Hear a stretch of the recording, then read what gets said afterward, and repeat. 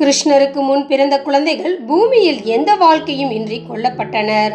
அவர்களின் விதி ஏன் அப்படி இருந்தது? தேவகி வசுதேவரின் தம்பதியர்களுக்கு ஏன் இத்தனை துயரம்? இதை பற்றியதுதான் இந்த பதிவு.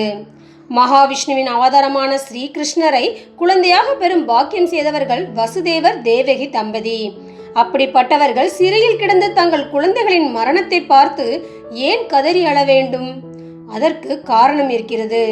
தட்சனின் பெண்களான திதி அதிதி இருவரும் மகரிஷி காஷ்யபரின் மனைவியர். இளையவள் அதிதிக்கு பிறந்தவன் இந்திரன், மகா பராக்கிரமசாலி. திதிக்கும் இயல்பாகவே குழந்தை பெறும் ஆசை ஏற்பட்டது. திதி காஷ்யபரிடம் இந்திரனை போல் சகல உலகங்களும் போற்றும் ஒரு குழந்தை எனக்கு பிறக்க வேண்டும் என்று கேட்டாள்.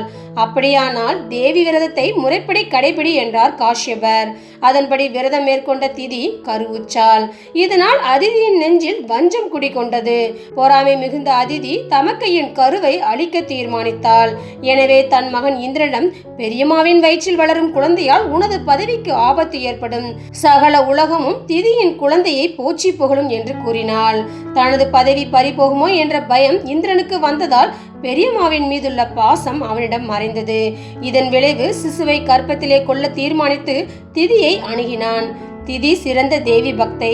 அதனால் நல்லவன் போல் நடித்து அவளுக்கு பணிவிடை செய்து தனது நோக்கத்தை நிறைவேற்றிக் கொள்ள தகுந்த சந்தர்ப்பத்தை எதிர்பார்த்து காத்திருந்தான் இந்திரன். ஒரு நாள் பூஜை செய்து கொண்டிருக்கும் போது அசதியின் காரணமாக திதிக்கு தூக்கம் வந்தது. எனவே வாயை திறந்தவாறு தூங்கினாள் திதி. இதுதான் சந்தர்ப்பம் என்று இந்திரன் மிகவும் சிறிய உருவம் கொண்டு அவள் வாயினுள் நுழைந்து கர்ப்பப்பையை அடைந்தான். உள்ளிருந்த சிசுவை துண்டுகளாக்கினான். அதன் பின் அங்கிருந்து வெளியேறியவன் தன் தாய் அதிதியிடம் நடந்ததை தெரிவித்தான். கண் விழித்த திதி கர்ப்பம் கலைந்ததை உணர்ந்தாள். ஆசையாக சுமந்த சிசு அழிந்து விட்டதை தங்கையிடம் தெரிவிக்க விரைந்தாள். அங்கே அதிதி தன் மகனது தீர செயலை பாராட்டி மகிழ்ந்து கண்டு அதிர்ந்தாள்.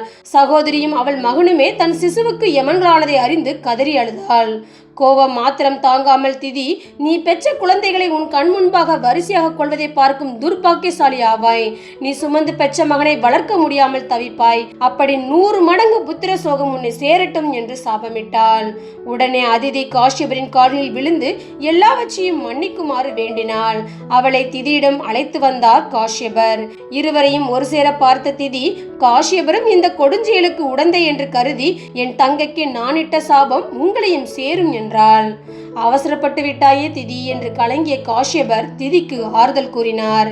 திதியிட்ட சாபம்தான் பின்னாளில் அதிதி காஷ்யபர் தம்பதியை தேவகி வசுதேவராக பிறக்க வைத்து துயரத்தில் துடிதுடிக்க வைத்தது.